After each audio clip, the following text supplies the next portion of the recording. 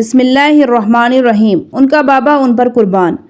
دوبارہ ہم اصل بحث کی طرف لوٹتے ہیں، یعنی ان احادیث کی طرف جن سے معلوم ہوتا ہے کہ پیغمبر گرامی کو اپنی بیٹی سے کس قدر محبت تھی۔ تمام کاموں میں سے ایک دشوار ترین کام یہ ہے کہ ان احادیث کو شمار کیا جائے جو اس حقیقت اور واقفیت پر مشتمل ہیں۔ جب رسول اللہ صلی اللہ علیہ وسلم سفر کا ارادہ فرماتے تھے، سب سے آخر میں جسے وداع فرماتے تھے وہ آپ کی دختر فرزانہ فاطمہ زہرا سلام اللہ علیہا ہوتی تھی۔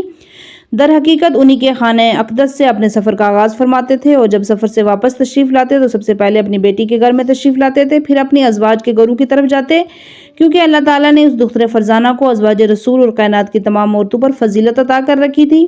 ایک دفعہ پیغمبر اسلام نے سفر کیا، آپ کی بیٹی نے اس مال غنیمت سے جو امام علی گھر میں لائے تھے ایک پردہ خریدا اور اسے اپنے کمرے کے دروازے پر نصب فرمایا، اور چاندی کے 2 کنگن خریدے جو اپنے دونوں فرزندوں کے ہاتھوں میں پہنائے۔ جب پیغمبر اکرم سفر سے واپس آئے تو معمول کے مطابق اپنی بیٹی کے گھر میں تشریف لائے۔ آپ کی دختر فرزانہ نے بڑھ کر اپنے بابا کا استقبال کیا، لیکن رہبر بزرگ توحید نے جو ہی اپنی بیٹی کے گھر میں قدم رکھے آپ کی نگاہ پردے پر پڑی اور حسنین شریفین کے ہاتھوں سے کنگنوں پر پڑی جو اپنے عزیزوں کا دیدار کر کے دروازے ہی سے واپس چلے گئے تھے۔ سیدہ زہرا سلام اللہ علیہا پریشان ہوئی اور رونے لگی، بارگاہ توحید میں عرض کیا، خدایا تیرے رسول نے اس سے قبل تو کبھی ایسا انداز نہیں اپنایا تھا، انہوں نے آج ایسا انداز کیوں اپنایا ہے؟ آپ نے فوراً اپنے بچوں کے ہاتھوں سے کنگن اتارے اور بعد ازیں وہ پردہ بھی اتار دیا اور پردہ اور کنگن اپنے بچوں کو دیے۔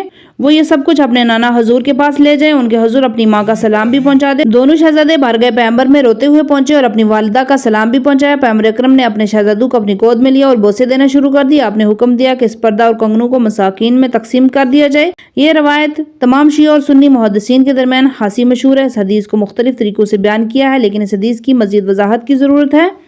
اس حدیث میں جس پردے کا ذکر ہے وہ گھر کے دروازے کا پردہ نہیں تھا، ایسا پردہ جو گھر کے ستر اور پردہ داری کے لیے ہوتا ہے، اس میں تو کوئی حرج نہیں، اس کا ہونا تو بہتر ہے، لیکن دختر پیغمبر کا یہ وہ پردہ تھا جو انہوں نے اپنے کمرے کے دروازے پر زینت کے لیے نصب کیا تھا۔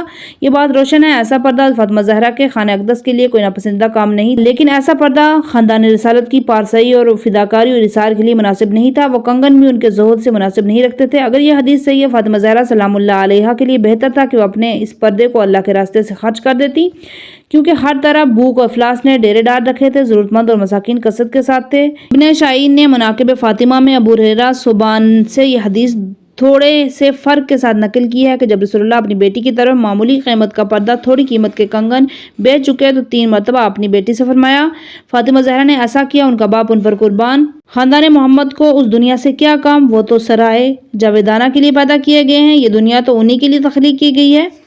احمد بن حنبل کی روایت میں آیا ہے کہ رسول اکرم نے فرمایا، یہ میرے اہل بیت میں مجھے یہ پسند نہیں ہے کہ وہ اپنی اس دنیاوی زندگی میں لذیذ کھانے کھائیں۔ اس بیان سے یہ خوبصورت حقیقت سامنے آتی ہے کہ پیغمبر اسلام کو پسند نہیں تھا کہ ان کی بیٹی کے اخروی اجر و ثواب میں ذرا برابر کمی پیدا ہو، کیونکہ اس دنیا کی تلخیوں اور رنج و سختیوں کا عوض وہ اخروی دنیا ہے جو ہمیشہ باقی رہتی ہے۔ یہ درجہ ذیل احادیث ہماری اس گفتگو کی مزید وضاحت کرتی ہے۔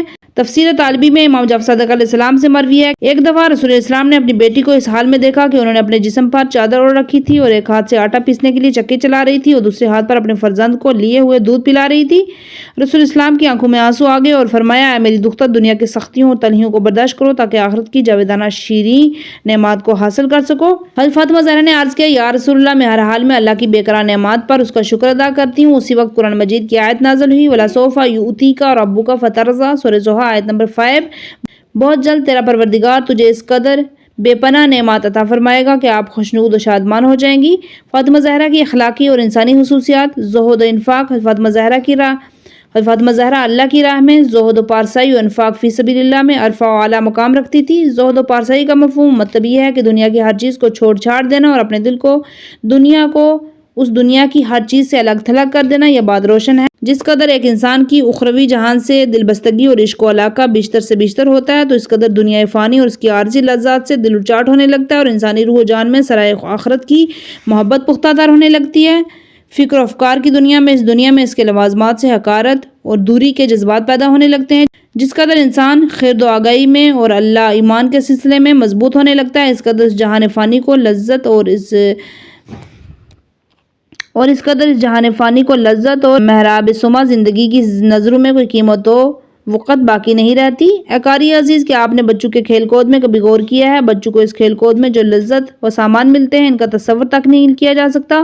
انہیں کھانا بھول جاتا ہے، انہیں سونا بھول جاتا ہے، اس دوران خوش بھی ہوتے ہیں، کھیل کود کے سامان پر لڑتے جھگڑتے بھی ہیں، ایک دوسرے سے سبقت بھی حاصل کرتے ہیں۔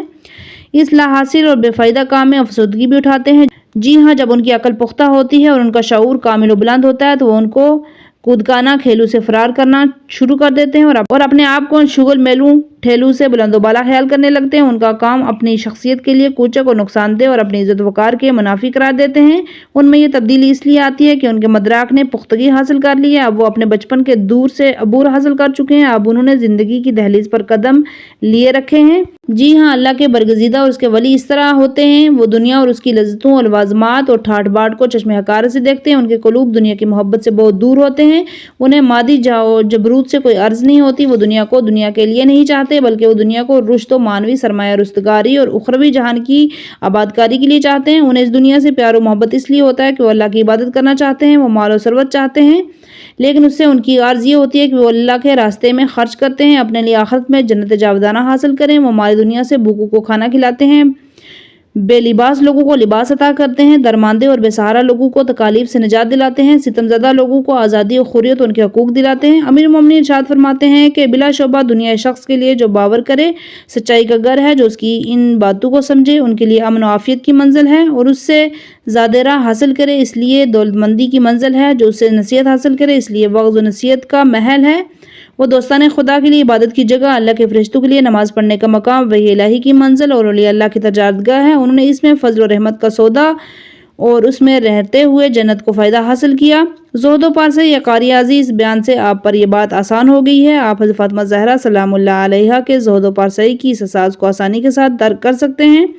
انہوں نے اس دنیا کو اچھی طرح سے پہچانا، انہوں نے اخروی حیات کا حقیقی ادراک تھا۔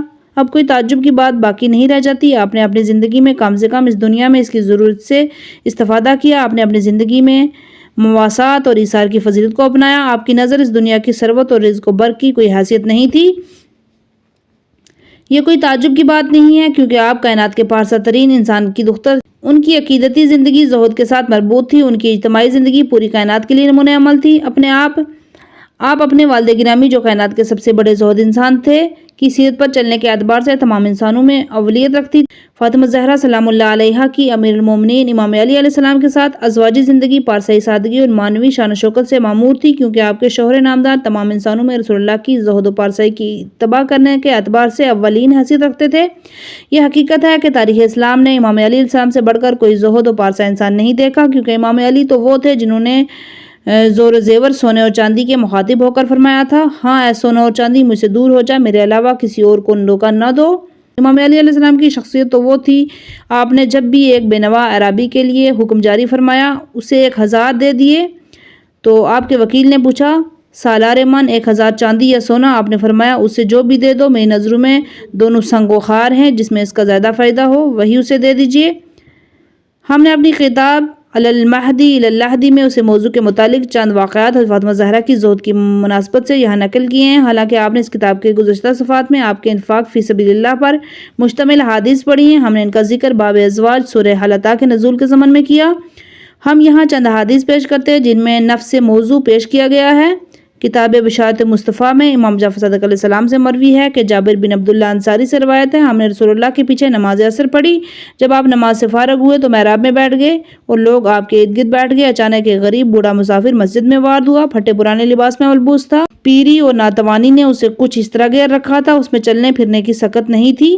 مہربان پیغمبر نے اس کی طرف روح انوار فرمایا، اس کا حال پوچھا، اس نے کہا سخت بھوکا ہوں، کھانا نہیں ہے جسے کھاؤں، اپنی بھوک مٹاؤں، لباس نہیں ہے جسے پہنوں، ایک فقیر ہوں، میری خواہش پوری فرمائیے۔ پیغمبر گرامی نے فرمایا، میرے دوست اس وقت میرے پاس کچھ نہیں ہے جس سے آپ کی میں مدد کر سکوں، بہرحال جو کچھ اچھائی اور بلائی کی طرف رہبری کرے وہ اچھائی کرنے والے کی مثل ہے، میں تجھے فاطمہ زہرا کے خانہ اقدس کی طرف رہنمائی کرتا ہوں۔ اللہ اور اس کا رسول ان سے محبت کرتے ہیں اور اللہ اور اس کے رسول سے محبت کرتے ہیں، وہ ہمیشہ اللہ کی خوشنودی کے لیے اس کی ذات کو اپنے اوپر مقدم سمجھتی ہیں، ان کے دروازے پر جاؤ، ضرور تمہاری مدد کریں گی۔ فاطمہ زہرا کا گھر رسول اللہ کے گھر کے ساتھ متصل تھا۔ آپ نے حضرت بلال سے فرمایا ان فقیر کو ان کی بیٹی کے گھر کے دروازے پر لے جاؤ۔ جب وہ اعرابی حضرت بلال کے ہمراہ سیدہ کے دروازے پر آیا تو اس نے بلند آواز سے کہا، اہل بیت نبوت، اے منزل عمد و رفت، ملائکہ جبرائیل امین کے اترنے کی جگہ میری مدد کیجیے۔ فاطمہ زہرا نے اس سے پوچھا تو کون ہے؟ اس نے جواب دیا، اے دختر پیغمبر، میں ایک بوڑھا آدمی ہوں، دور دراز سے آیا ہوں، بھوکا بے لباس ہوں، بے نوا ہوں، بے کس ہوں، اللہ تعالیٰ آپ پر اپنا لطف و کرم فرمائے، میری مدد کیجیے۔ حالانکہ یہ عظیم کار 3 روز سے فاقے سے تھا۔ خود پیغمبر خدا حضرت امام علی علیہ السلام، فاطمہ زہرا सभी 3 दिन से भूखे थे। फातिमा ज़हरा ने गोस्फंद का रंगीन चमड़ा उठाया और उस साहिल को पेश किया। इस चमड़े पर आपके दोनों शहजादे हसनैन शरीफ सोया करते थे। आपने उससे फरमाया, उसे ले जाइए, मुझे खुदावंद मेहरबान पर उम्मीद है वो तुझे इससे बेहतर अता फरमाएगा। इस बूढ़े ने कहा, दुख्तरे पैगंबर, मैंने आपसे भूख की शिकायत की, आप मुझे ये चमड़ा दे रही है, मैं भूखा आदमी इससे क्या करूंगा। इस दौरान फातिमा ज़हरा ने अपने गले से गुलूबंद उतारा। आपको ये गुलूबंद हजरत हमजा बिन अब्दुल मुत्तलिब की बेटी ने हदिया किया था। आपने उसे साहिल के हवाले किया और फरमाया, उसे ले जा और फरोख्त कर दे, खुदा ताला आपको इससे बेहतर अता फरमाए। इस बूढ़े ने खुशी खुशी इस गुलूबंद को लिया, मस्जिद में वापस आया। पैगंबर अकरम अभी अपने असहाब कराम के हल्के में मौजूद थे। उस आदमी ने कहा, या रसूलल्लाह, आपकी बेटी ने मुझे गुलूबंद अनायत किया है। उन्होंने मुझे कहा है कि उसे फरोख्त करूँ, उसकी कीमत से अपनी ख्वाहिश पूरी करूँ, और उन्होंने मेरी महरूमियत के खात्मे की दुआ भी की है। पैगंबर इस्लाम रोए और फरमाया, बंदे खुदा, खुदावंद ताला किसे तेरी ज़िंदगी के मसाइल हल ना फरमाता। हालांकि फातिमा ज़हरा बिन्त मोहम्मद सैयदुन निसाइल आलमीन ने तुझे अपना गुलूबंद दे दिया। अम्मार खड़े हुए अर्ज़ किया, या रसूलल्लाह, मुझे इजाज़त फरमाया कि इस गुलूबंद को ख़रीद लूँ। रसूलल्लाह ने फरमाया, क्यों नहीं, आप ही ख़रीद लें। अगर तमाम जिन्होंने इस गुलूबंद को तुम्हारे साथ ख़रीदने के लिए तैयार हो जाएँ तो खुदावंद ताला उन्हें जहन्नुम में नहीं डालेगा। हज़रत अम्मार ने इस बूढ़े से पूछा, इस गुलूबंद को कितने में फरोख्त करेंगे। इस बूढ़े ने जवाब दिया, इसकी कीमत कुछ गोश्त रोटी हो जाए, इसके साथ यमनी चादर के जिसे अपने ऊपर डाल सकूं और इस पर नमाज पढ़ सकूं, चंद दिनार जिनके ज़रिए मैं अपने ख़ानदान की तरफ वापस जा सकूं। हज़रत अम्मार को जंग खैबर से कुछ माल गनीमत मिला था। आपने उसे बेचकर इससे अपनी ज़रूरत पूरी की थी। इस माल में आपके पास कुछ बाकी नहीं रहा था, लेकिन बावजूद उसके उनके पास कुछ रकम और सामान था। आपने इस बूढ़े से कहा, मैं तुझे इस गुलूबंद के एवज़ में दिनार और 200 दिरहम और यमनी चादर और एक सवारी देता हूँ जो तुझे अपने अहले अयाल तक पहुँचा देगी। अलावाज़ी तुझे गंदम की रोटी और गोश्त से भी बिसार करता हूँ। अब ये गुलूबंद मेरे हवाले कर दी। इस बूढ़े ने अज़राए ताजुब किया, तुम एक सखी इंसान हो, मैं हाजिर हूँ। अम्मार ने उसे अपने घर ले गए।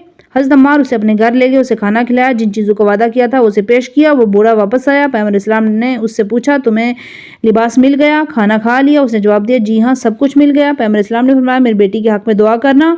उसने अपने हाथों को आसमान की तरफ बुलंद किया, अल्लाह फातिमा ज़हरा को इतना अता फरमा कि जिसे किसी आँख ने नहीं देखा हो, न ही किसी कान ने सुना हो। जनाब अम्मार ने गुलूबंद उस बूढ़े से लिया और उसे मुश्क से मुअत्तर किया, यमनी चादर में लपेटा, अपने गुलाम सहम के हवाले किया। उसने ये गुलाम इस माल गनीमत की कीमत से ख़रीदा था जो आपको जंग खैबर से मिला था।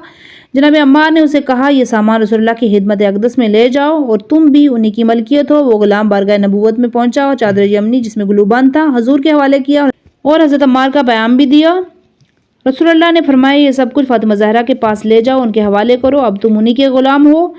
गुलाम बारगाह मरकज़ इतरतहात में पहुंचा और उसने वो गुलूबंद फातिमा ज़हरा के हवाले किया। पैगंबर गिरामी का पैगाम भी दिया। सैयदा फातिमा ज़हरा सलामुल्लाह अलैहा ने वो गुलूबंद लिया और गुलाम को अल्लाह के रास्ते में आज़ाद कर दिया। गुलाम हंसने लगा। फातिमा ज़हरा ने हंसने की वजह पूछी। उसने जवाब दिया, इस गुलूबंद की बरकत ने मुझे हंसा दिया क्योंकि मैं खुद गवाह हूँ।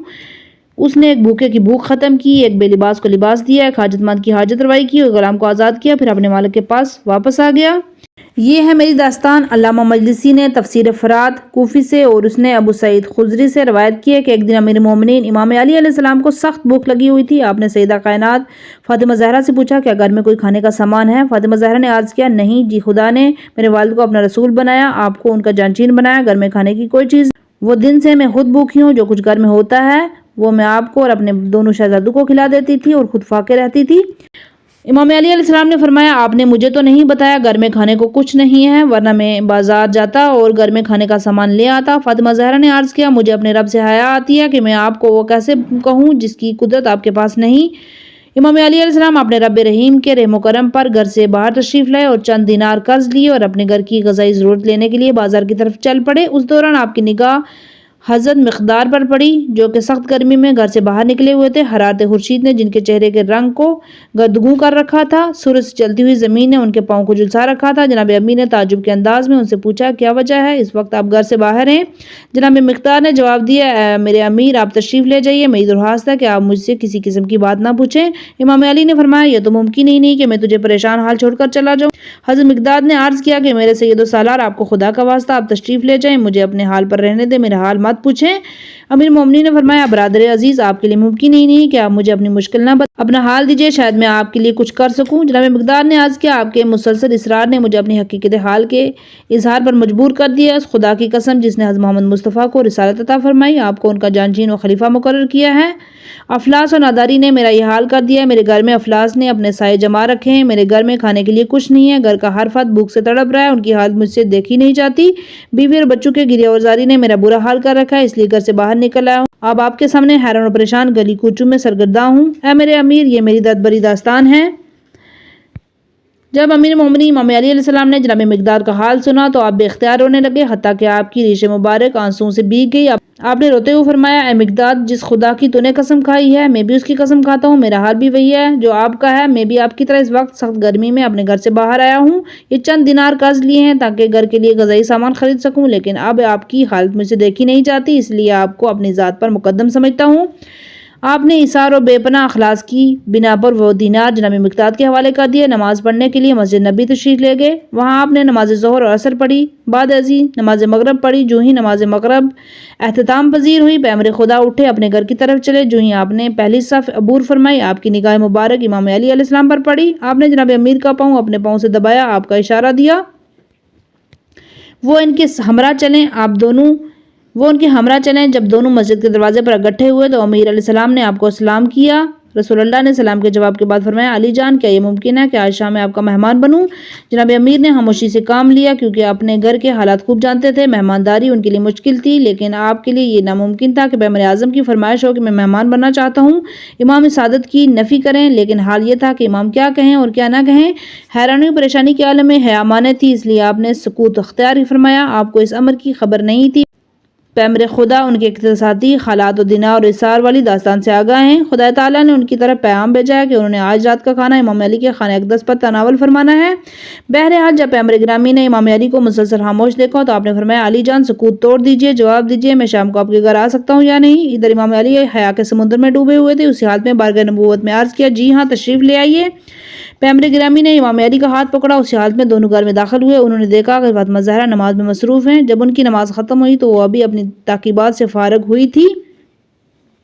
ان کے پیچھے ایک برتن رکھا ہوا تھا جو غذا سے بھرا ہوا تھا، ان سے بخارات نکل رہے تھے۔ جو ہی حضرت زہرا نے رسول اللہ کی آواز سنی تو اپنے تعقیبات ختم کیے، فوراً بہرے توحید کو سلام کیا۔ پیغمبر اکرم نے ان کے سلام کا جواب دیا۔ جناب فاطمہ زہرا آپ کی نگاہ میں کائنات کی محترم شخصیت تھی۔ آپ نے اپنی بیٹی کے سر مبارک پر پدرانہ شفقت سے بھرپور ہاتھ پھیرا اور ان سے پوچھا اے میری بیٹی گزشتہ شب کیسے گزری؟ فاطمہ زہرا نے عرض کیا حیض کے ساتھ گزری۔ اس وقت سید النساء العالمین نے اللہ تعالیٰ کو حمد و ثنا کی۔ پیغمبر گرامی نے ان کے حق میں دعا فرمائی اور فرمایا جائیں اور کھانا اٹھا لائیں۔ فاطمہ زہرا نے کھانا اٹھایا، پیغمبر خدا کی خدمت میں پیش کیا۔ امام علی علیہ السلام نے پوچھا آپ یہ کھانا کہاں سے لائی ہیں؟ میں نے ایسا کھانا جو اس قدر خوش رنگ ہو، اس قدر خوشبودار اور خوش ذائقہ ہو زندگی بھر نہیں دیکھا اور نہ کھایا۔ اس دوران پیغمبر اسلام نے امام کے شانے پر اپنا مبارک ہاتھ رکھا اور فرمایا علی جان یہ آپ کے دینار و اثار کا عوض ہے جو آپ نے اللہ کی خوشنودی کے لیے خرچ کیا تھا، اللہ نے اس کا عوض آپ کو عطا کیا ہے۔ اللہ جسے چاہتا ہے بے حساب رزق عطا فرماتا ہے۔ اس وقت نبی کریم کی مبارک آنکھوں میں خوشی کے آنسو آ گئے۔ آپ نے فرمایا خداوند مہربان کو یہ پسند ہی نہیں ہے کہ آپ دونوں کو اس دنیا سے رخصت ہوں، آپ کو اجر و ثواب نہیں ملے۔ علی جان خداوند تعالیٰ نے آپ پر وہ احسان و لطف کیا ہے جس طرح کا لطف حضرت زکریا پر فرمایا اور میری دختر فاطمہ زہرا پر وہی لطف و کرم کیا ہے جو حضرت مریم پر کیا تھا۔ جب زکریا حضرت مریم کے پاس گئے تھے ان کے ہاں خداوند تعالیٰ کی طرف سے رزق و روزی اور نعمات کو دیکھا تو پھر آپ نے ان آیات کی تلاوت فرمائی، سورہ آل عمران آیت نمبر 37۔ چنانچہ اس کے رب نے اس کی نظر لڑکی کو بے وجہ احسن قبول فرمایا، اس کی بہترین نشو و نما کا اہتمام کیا اور زکریا اس کے حجرہ عبادت میں جاتے تو اس کے پاس طعام موجود پاتے۔ پوچھا اے مریم یہ کھانا تمہارے پاس کہاں سے آتا ہے؟ وہ کہتی ہیں اللہ کے پاس سے، بے شک خدا جسے چاہتا ہے بے حساب رزق عطا کرتا ہے۔